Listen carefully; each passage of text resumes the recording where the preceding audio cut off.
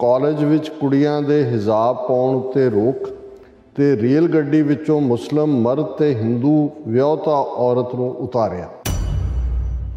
College ਦਾ ਜਿਹੜਾ administration ਹੈ ਉਹ ਇਹ ਕਹਿੰਦਾ ਹੈ ਜੀ ਇਹ ਕੁੜੀਆਂ ਜਿਹੜੀਆਂ ਨੇ ਜੋ ਸਾਡਾ ਡਿਸਪਲਿਨ ਹੈ ਡਰੈਸ ਦਾ ਉਸ ਨੂੰ ਵਾਇਓਲੇਟ ਕਰ ਰਹੀਆਂ ਕਿਉਂਕਿ ਹਿਜਾਬ ਕਾਲਜ ਦੀ ਵਰਦੀ ਦਾ ਹਿੱਸਾ ਨਹੀਂ ਹੈ।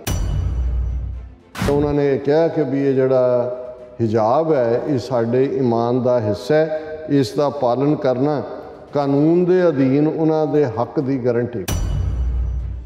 ਇਮਰਾਨ ਖਾਨ ਉਹਨਾਂ ਨੇ 2 ਟਵੀਟ ਕੀਤੇ ਜ਼ੋਰਦਾਰ ਔਰ ਉਹਦੇ 'ਚ ਉਹਨਾਂ ਨੇ ਕਿਹਾ ਕਿ ਵੀ ਇਹ ਜਿਹੜੀ ਮੋਦੀ ਸਰਕਾਰ ਦੀ ਐਕਸਟ੍ਰੀਮਿਸਟ ਆਈਡੀਓਲੋਜੀ ਹੈ ਉਹਦੇ ਥੱਲੇ ਭਾਰਤ ਦੇ ਵਿੱਚ ਸਾਰੀਆਂ ਮਾਈਨੋਰਿਟੀਜ਼ ਜਿਹੜੀਆਂ ਨੇ ਉਹ ਹਿੰਦੂਤਵੀ ਗਰੁੱਪਾਂ ਦੇ ਨਿਸ਼ਾਨੇ 'ਤੇ ਨੇ।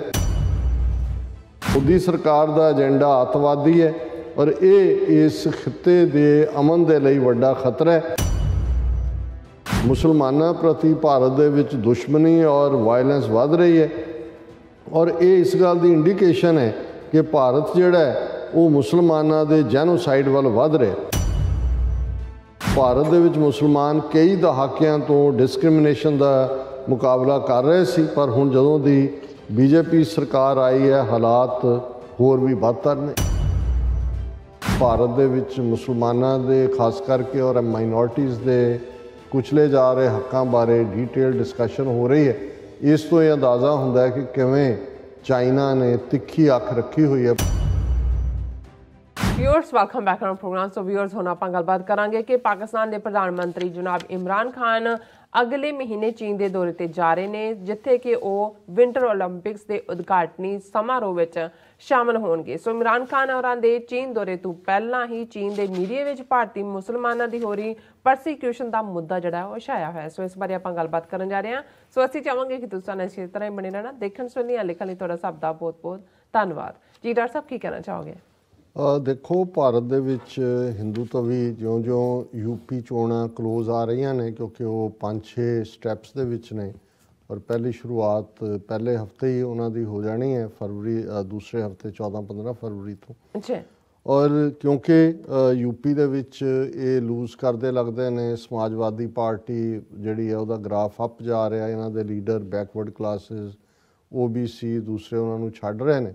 ਇਸ ਲਈ ਅਲਟੀਮੇਟਲੀ ਇਹ ਉਸੇ ਹੀ ਆਪਣਾ ਜਿਹੜਾ ਪੋਲਰਾਈਜੇਸ਼ਨ ਏਜੰਡਾ ਹੈ ਪਾਲਾਬੰਦੀ ਮੁਸਲਮਾਨਾਂ ਦੇ ਖਿਲਾਫ ਨਫ਼ਰਤ ਔਰ ਕੋਈ ਨਾ ਕੋਈ ਹੋਰ ਕਾਰਾ ਵੀ ਕਰਨਗੇ। ਪਰ ਇਸ ਤੋਂ ਪਹਿਲਾਂ ਕਿ ਮੈਂ ਇਮਰਾਨ ਖਾਨ ਸਾਹਿਬ ਦੀ ਜਿਹੜੀ ਆਲਮੋਸਟ 4 ਦਿਨ ਦੀ ਵਿਜ਼ਿਟ ਹੈ ਔਰ 4 ਫਰਵਰੀ ਤੋਂ 20 ਫਰਵਰੀ ਤੱਕ ਵਿੰਟਰ ਓਲੰਪਿਕਸ ਚਾਈਨਾ ਦੇ ਵਿੱਚ ਹੋ ਰਹੇ ਨੇ।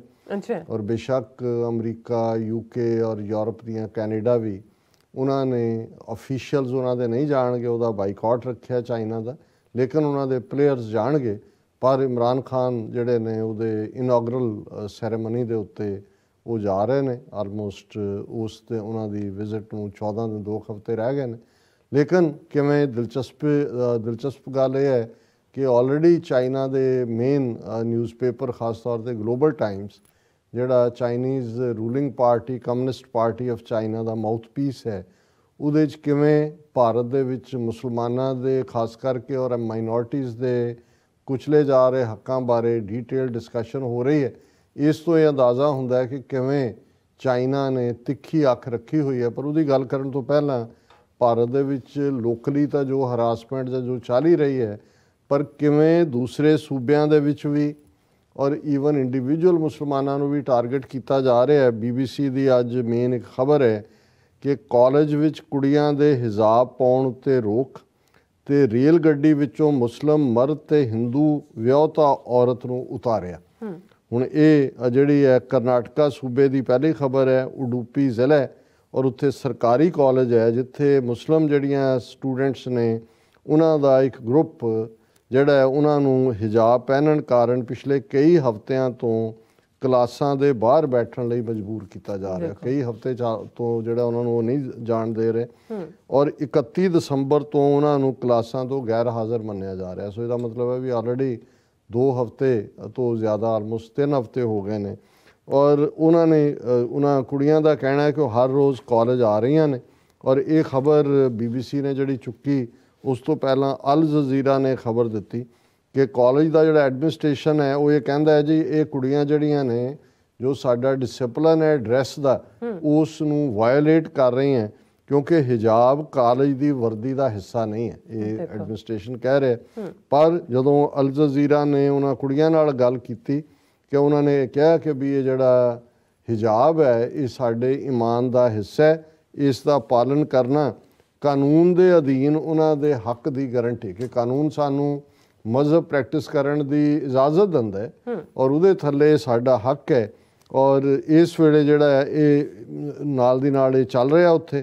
ਦੂਸਰੀ ਖਬਰ ਜਿਹੜੀ ਇਸੇ ਹੀ BBC ਨੇ ਇਹਦੇ ਹਵਾਲੇ ਨਾਲ ਦਿੱਤੀ ਕਿ ਬਜਰੰਗ ਦਲ ਦੇ ਮੈਂਬਰਾਂ ਨੇ ਇੱਕ ਮੁਸਲਮਾਨ ਹਸਬੈਂਡ ਔਰ ਹਿੰਦੂ ਜਿਹੜੀ ਉਹਦੀ ਵਾਈਫ ਸੀ ਔਰ ਅਜਮੇਰ ਉਹ ਜਾ ਰਹੇ ਸੀ, ਉਸ ਰੇਲ ਗੱਡੀ ਤੋਂ ਜ਼ਬਰਦਸਤੀ ਉਤਾਰ ਲਿਆ ਤੇ ਉਜੈਨ 'ਚ ਰੇਲਵੇ ਪੁਲਿਸ ਦੇ ਹਵਾਲੇ ਕਰ ਦਿੱਤਾ। ਔਰ ਰੇਲਵੇ ਪੁਲਿਸ ਨੇ ਉਹਨਾਂ ਪੈਸੇਂਜਰਸ ਨੂੰ ਕਿਹਾ ਕਿ ਜੀ ਆਪਣੇ ਫੈਮਿਲੀ ਮੈਂਬਰਸ ਨੂੰ ਸੱਦੋ, ਉਹਨਾਂ ਤੋਂ ਪੁੱਛਗਿੱਛ ਕੀਤੀ ਔਰ ਉਹਨਾਂ ਨੂੰ ਹਿਰਾਸਤ ਦੇ ਵਿੱਚ ਰੱਖਿਆ ਜਦੋਂ ਤੱਕ ਉਹਨਾਂ ਦੇ ਪੇਰੈਂਟਸ ਨਹੀਂ ਆਏ। ਔਰ ਇੰਨੀ ਦੇਰ 'ਚ ਰੌਲਾ ਪੈ ਗਿਆ ਔਰ ਉਹਨਾਂ ਨੂੰ ਛੱਡ ਦਿੱਤਾ ਔਰ ਪੁਲਿਸ ਨੇ ਬਜਰੰਗ ਦਲ ਦੇ ਕਾਰਕੁਨਾਂ ਖਿਲਾਫ ਕੋਈ ਕਾਰਵਾਈ ਨਹੀਂ ਕੀਤੀ। ਸੋ ਇਹ ਜੇ ਇੱਦਾਂ ਦੀਆਂ 100 ਖਬਰਾਂ ਵਾਪਰਦੀਆਂ ਨੇ ਤੇ ਇੱਕ ਖਬਰ ਜਿਹੜੀ ਹੈ ਉਹ ਦੇਖਣ ਨੂੰ ਮਿਲਦੀ ਹੈ। ਹੁਣ ਇਹਦੇ ਨਾਲ ਹੀ ਅਸੀਂ ਅੱਜ ਇਹਨਾਂ ਦੇ ਆਪਣੇ PTI ਔਰ ਨੈਸ਼ਨਲ ਤੇ ਦੇਖਦੇ ਹਾਂ, Delhi police write to Clubhouse app Google over targeting of Muslim woman in group audio chat.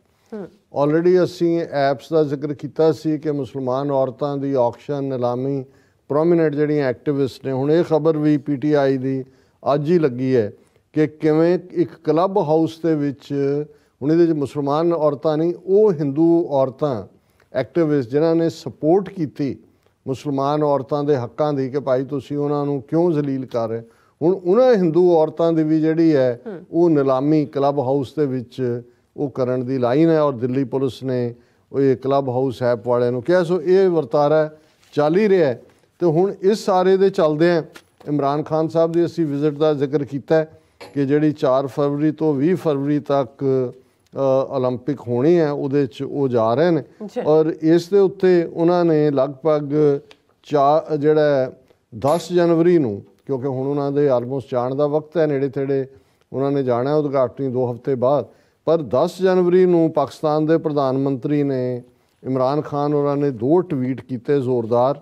ਔਰ ਉਹਦੇ 'ਚ ਉਹਨਾਂ ਨੇ ਕਿਹਾ ਕਿ ਵੀ ਇਹ ਜਿਹੜੀ ਮੋਦੀ ਸਰਕਾਰ ਦੀ ਐਕਸਟ੍ਰੀਮਿਸਟ ਆਈਡੀਓਲੋਜੀ ਹੈ ਉਹਦੇ ਥੱਲੇ ਭਾਰਤ ਦੇ ਵਿੱਚ ਸਾਰੀਆਂ ਮਾਈਨੋਰਿਟੀਜ਼ ਜਿਹੜੀਆਂ ਨੇ ਉਹ ਹਿੰਦੂਤਵੀ ਗਰੁੱਪਾਂ ਦੇ ਨਿਸ਼ਾਨੇ 'ਤੇ ਨੇ ਔਰ ਮੋਦੀ ਸਰਕਾਰ ਦਾ ਏਜੰਡਾ ਅੱਤਵਾਦੀ ਹੈ ਔਰ ਇਹ ਇਸ ਖਿੱਤੇ ਦੇ ਅਮਨ ਦੇ ਲਈ ਵੱਡਾ ਖਤਰਾ ਹੈ।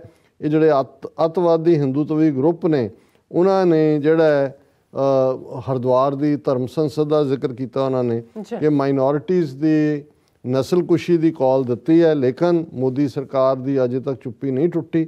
ਔਰ ਉਹਨਾਂ ਨੇ ਕਿਹਾ ਵੀ ਇਹ 20 ਕਰੋੜ ਭਾਰਤ ਦੇ ਮੁਸਲਮਾਨਾਂ ਦੀ ਹੋਂਦ ਦਾ ਸਵਾਲ ਹੈ ਕਿ ਇਹ ਹੁਣ ਵਕਤ ਆ ਗਿਆ ਕਿ ਇੰਟਰਨੈਸ਼ਨਲ ਕਮਿਊਨਿਟੀ ਜਿਹੜੀ ਹੈ ਇਸ ਦੇ ਉੱਤੇ ਕਾਰਵਾਈ ਕਰੇ।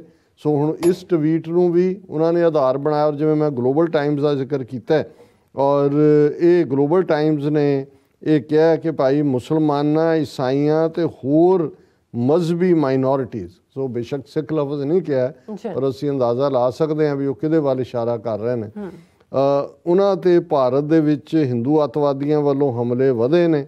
ਲੇਕਿਨ ਇਹ ਜਿਹੜੇ ਵੈਸਟ ਦੇ ਆਪਣੇ ਆਪ ਨੂੰ ਡੈਮੋਕ੍ਰੈਟ ਕਹਿਣ ਵਾਲੇ ਨੇ ਔਰ ਫਰੀडम ਆਫ ਐਕਸਪ੍ਰੈਸ਼ਨ ਤੇ ਫਲਾਣੀ ਗੱਲ ਕਰਦੇ ਨੇ, ਇਹਨਾਂ ਨੇ ਕਿਉਂ ਚੁੱਪੀ ਧਾਰੀ ਹੋਈ ਹੈ।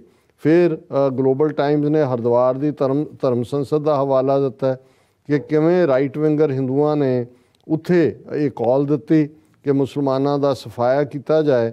ਔਰ ਉਹਨਾਂ ਨੇ ਤਾਂ ਬਿਲਕੁਲ ਡੀਟੇਲ ਦੇ ਵਿੱਚ ਜਿਹੜੀ ਹਿੰਦੂ ਮਹਾਸਭਾ ਦੀ ਪੂਜਾ ਸ਼ਕੁਨ ਪਾਂਡੇ ਉਹਦੀ ਸਪੀਚ ਦਿੱਤੀ ਹੈ। ਫਿਰ ਉਹਨੇ ਕਿਹਾ ਵੀ ਇਹ ਪੂਜਾ ਪਾਂਡੇ ਕੋਈ ਇਕੱਲੀ ਹਿੰਦੂ ਐਕਟਿਵਿਸਟ ਨਹੀਂ ਹੈ ਜਿਹਨੇ ਮੁਸਲਮਾਨਾਂ ਦੇ ਜੈਨੋਸਾਈਡ ਦੀ ਕਾਲ ਦਿੱਤੀ ਹੈ। ਮੁਸਲਮਾਨਾਂ ਪ੍ਰਤੀ ਭਾਰਤ ਦੇ ਵਿੱਚ ਦੁਸ਼ਮਣੀ ਔਰ ਵਾਇਲੈਂਸ ਵੱਧ ਰਹੀ ਹੈ ਔਰ ਇਹ ਇਸ ਗੱਲ ਦੀ ਇੰਡੀਕੇਸ਼ਨ ਹੈ ਕਿ ਭਾਰਤ ਜਿਹੜਾ ਹੈ ਉਹ ਮੁਸਲਮਾਨਾਂ ਦੇ ਜੈਨੋਸਾਈਡ ਵੱਲ ਵੱਧ ਰਿਹਾ।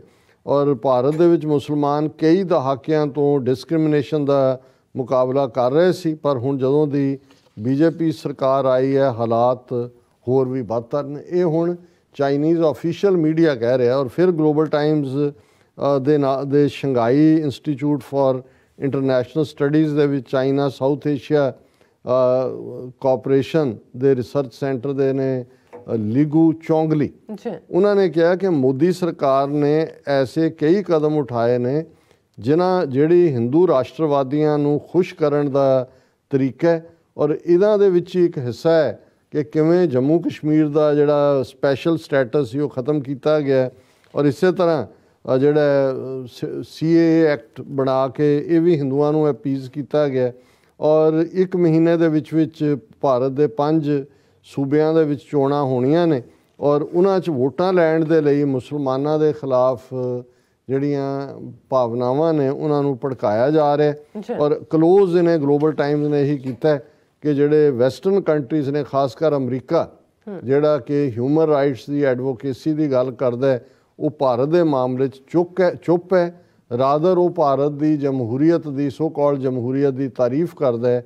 ਦਸੰਬਰ 2021 'ਚ ਅਮਰੀਕਾ ਵੱਲੋਂ ਜਿਹੜਾ ਲੋਕਤੰਤਰੀ ਸਮਿਟ ਉਹਨਾਂ ਨੇ ਕਿਹਾ ਸੀ, ਪਾਕਿਸਤਾਨ ਨੇ ਉਹਦਾ ਬਾਈਕਾਟ ਕੀਤਾ ਸੀ, ਪਾਕਿਸਤਾਨ ਨਹੀਂ ਸੀ ਗਿਆ, ਭਾਰਤ ਨੂੰ ਵੀ ਬੁਲਾਇਆ ਗਿਆ ਸੀ। ਔਰ ਉਹਦੇ 'ਚ ਇਸੇ ਤਰ੍ਹਾਂ ਜੁਲਾਈ 2021 'ਚ ਅਮਰੀਕਾ ਦੇ secretary of state Antony Blinken ਨੇ ਕਿਹਾ ਸੀ ਕਿ ਭਾਰਤ ਦੀ ਜਮਹੂਰੀਅਤ ਇੱਕ ਐਸੀ ਤਾਕਤ ਹੈ ਜਿਹੜੀ ਇੰਡੋ ਪੈਸੀਫਿਕ ਦੀ ਨੂੰ ਡਿਫੈਂਡ ਕਰਨ ਦੇ ਲਈ ਚੰਗਾ ਹੈ। ਔਰ ਇਹੀ ਗੱਲ ਗਲੋਬਲ ਟਾਈਮਜ਼ ਨੇ ਕਹੀ ਹੈ ਕਿ ਭਾਈ ਇਹ ਅਮਰੀਕਾ ਤਾਰੀਫ ਕਰ ਰਿਹਾ ਔਰ ਉੱਥੇ ਤੁਸੀਂ ਦੇਖੋ ਮਾਈਨੋਰਟੀਜ਼ ਦੇ ਨਾਲ ਕੀ ਹੋ ਰਿਹਾ। ਉਹਨਾਂ ਨੇ ਕਿਹਾ ਵੀ ਅਮਰੀਕਨ ਜਿਹੜੇ ਇਹਨਾਂ ਦੇ ਲੀਡਰ ਨੇ ਚੀਨ ਨੂੰ ਤਾਂ ਨਿਸ਼ਾਨੇ 'ਤੇ ਲੈਂਦੇ ਨੇ ਕਿ ਜੀ ਉੱਥੇ ਜਿਹੜਾ ਉਹ ਵੀਗਰ ਮੁਸਲਮਾਨਾਂ ਅਤੇ ਫਲਾਣਾ ਨਾਲ ਕੀ ਹੋ ਰਿਹਾ। ਪਹਿਲਾਂ ਉਹ ਦੇਖਣ ਕਿ ਜਿਹਨੂੰ ਇਹ ਜਮਹੂਰੀਅਤ ਕਹਿ ਕੇ ਜਿਹਦੀ ਤਾਰੀਫ ਕਰਦੇ ਨੇ ਉੱਥੇ ਇਹਨਾਂ ਦਾ ਕੀ ਵਰਤਾਰਾ ਹੈ। ਸੋ ਅਸੀਂ ਸਮਝਦੇ ਹਾਂ ਵੀ ਇਹ ਇੱਕ ਪੋਜ਼ੀਟਿਵ ਡਿਵੈਲਪਮੈਂਟ ਹੈ ਕਿ ਚਾਈਨੀਜ਼ ਰੂਲਿੰਗ ਪਾਰਟੀ ਜਾਂ ਉਹਨਾਂ ਦਾ ਜਿਹੜਾ ਮੇਨ ਮਾਊਥ ਪੀਸ ਹੈ ਉਹਦੇ 'ਚ ਉਹਨਾਂ ਦੀ ਪੈਣੀ ਅੱਖ ਹੈ ਭਾਰਤ ਦੇ ਵਿੱਚ ਕੀ ਹੋ ਰਿਹਾ, ਔਰ ਇਹਨੂੰ ਅਸੀਂ ਇੱਕ ਪੋਜ਼ੀਟਿਵ ਡਿਵੈਲਪਮੈਂਟ ਦੇ ਤੌਰ ਤੇ ਦੇਖਦੇ ਹਾਂ। ਜੀ ਰਾਜ ਸਾਹਿਬ ਤੁਹਾਡਾ ਬਹੁਤ ਬਹੁਤ ਸ਼ੁਕਰੀਆ। ਸੋ ਇੱਥੇ ਲੈਣੇ ਬ੍ਰੇਕ। ਵਿਊਅਰਸ ਤੁਸੀਂ ਕਿਤੇ ਨਹੀਂ ਜਾਣਾ, ਮਿਲਦੇ ਹਾਂ ਆਫਟਰ ਦਿਸ ਸ਼ਾਰਟ ਬ੍ਰੇਕ।